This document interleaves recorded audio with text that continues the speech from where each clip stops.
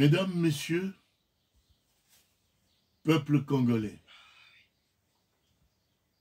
chers compagnons des luttes, mon propos de ce jour s'intitule « L'heure de vérité, l'heure de libération pour la République à démocratiser du Congo ». Chers compatriotes, à l'heure que nous sommes, l'impératif d'affranchir la mère patrie de l'occupation impose une introspection sévère, sans complaisance, qui mène à une confession collective, ultime, par rapport à la terrifiante descente aux enfers de notre pays, patrimoine commun hérité de nos ancêtres.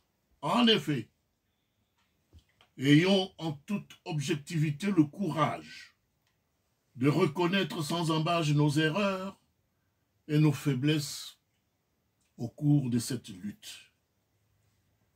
Ainsi, sous le joug de l'occupation criminelle de notre pays depuis 1996 par les Hima-Tutsi, occupation qui affiche en filigrane 15 millions de nos compatriotes tués impunément par les soldatesques rwando-ougandaises,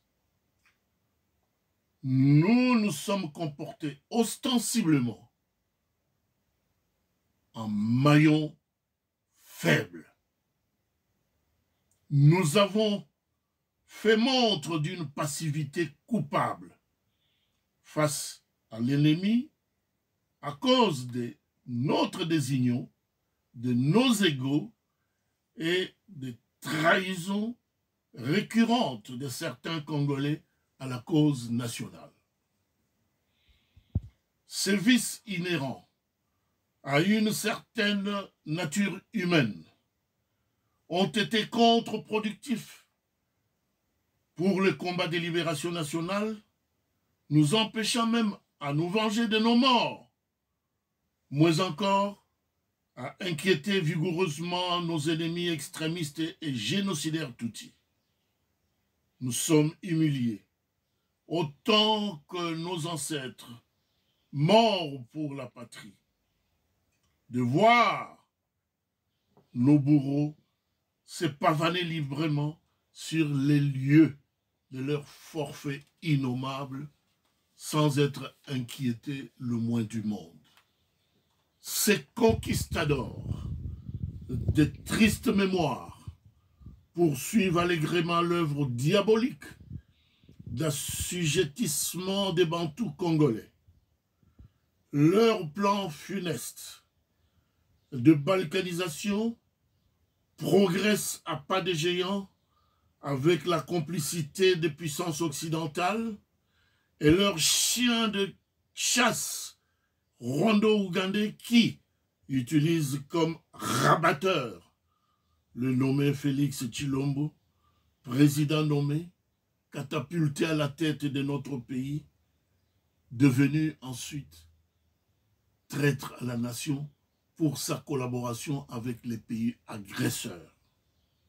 Si nous ne maîtrisons pas hic et nunc cette œuvre maléfique de la mise à mort de l'État congolais et de la liquidation systématique de son peuple, le rêve obsessionnel de la création de l'empire Hima-Tutsi en Afrique centrale et dans les pays des Grands Lacs risque de prendre corps au vu et au su de tous.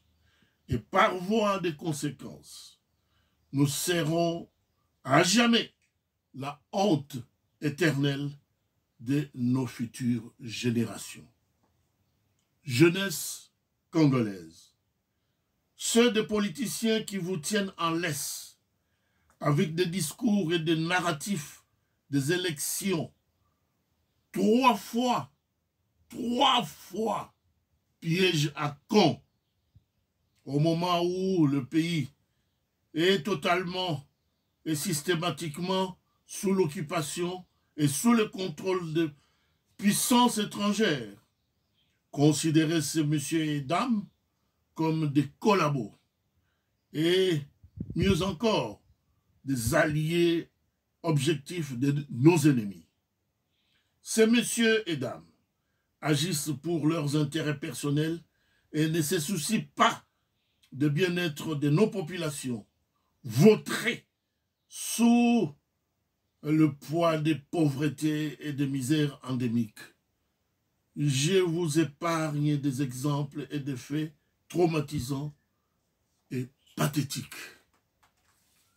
Au vu de ce qui précède, les forces de la résistance combattante, de la diaspora et de l'intérieur ont décidé de tenir le taureau par les cornes pour réorganiser la méthodologie de notre combat afin de porter désormais des cuirasses et des brassards des libérateurs.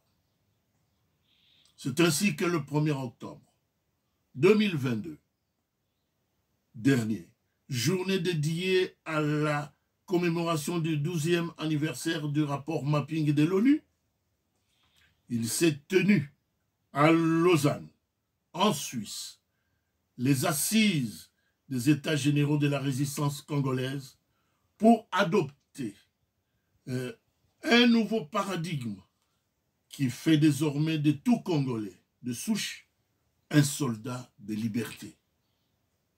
En mémoire des hauts faits historiques de l'armée congolaise, l'histoire renseigne que pendant les 2 guerres mondiales, 14-18, 40-45, la force publique congolaise avait battu à plate couture les armées puissantes allemandes qui colonisaient le Rwanda, le Burundi, le Zanzibar, aujourd'hui devenu Tanzanie, et libéré ces zigotos du statut servile qui pesait sur leurs épaules sous la domination des Allemands.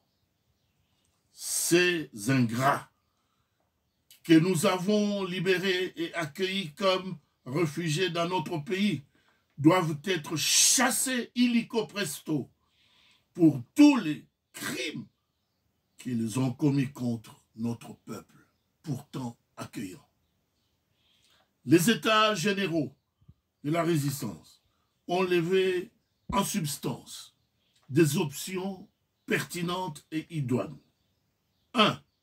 Et petit a, recours à l'article 51 de la Charte des Nations Unies qui nous reconnaissent l'utilisation de moyens susceptibles de nous défendre légitimement dans le cas qui nous concerne. 2. La mise sur pied d'un Conseil de libération nationale du Congo, CLNC en sigle. Et votre serviteur qui s'adresse à vous a été élu pour présider dite organisation et piloter des actions spécifiques avec la collaboration des experts congolais volontaristes engagés pour la cause. Et de B, il est prévu la constitution d'une assemblée constituante composée de résistants appelés désormais libérateurs dans la diaspora comme dans l'intérieur du pays.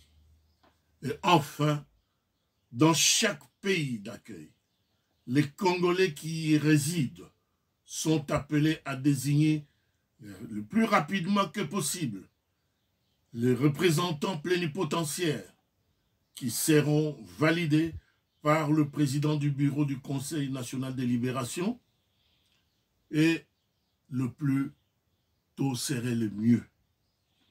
Le Congo aux Congolais, le Rwanda aux Rwandais. Que vive le soulèvement populaire triomphant. Que vive la République à démocratiser du Congo. Que Dieu bénisse notre nation fait à Lausanne, le 19 octobre 2022. Kaumbu Ntumba, président du Conseil.